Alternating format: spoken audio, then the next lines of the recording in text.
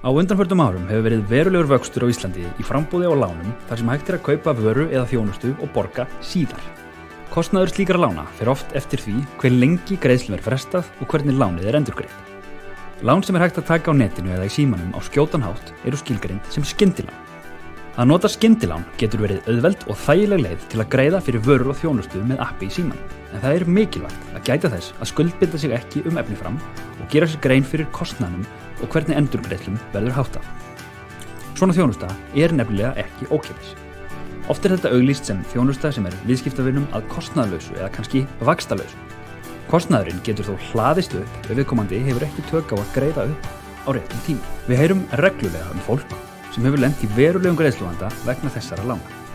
Innheimtukostnaður og önnur gjöld eru fljót að hlaðast upp og fólk er oft komið í verulegan greiðsluvanda á stuttum tíma.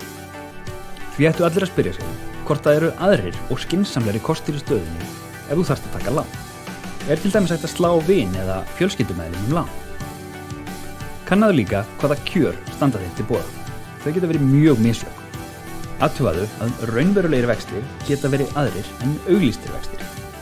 Það er góð regla að skoða árlega hlutfallstölu kostnaðar, oft skammstafað sem AHK.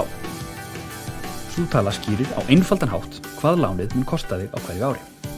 Þessi tala má samkvæmt lögum ekki vera hærri en 35% að viðbætum stýrivöxtum. Vertu viss að þú getur borgað heildarupphæðina og að þú ráðir við aðrar mánaðarlegar afborganir til viðbótar við nýjar skuldbindingar. Tapaðu ekki yfirsýn með því að vera með marga samninga afborganir á sama tíma. Mikilvægast er þó að leita strax eftir aðstoð ef þú lendir í vandræðum með afborganir.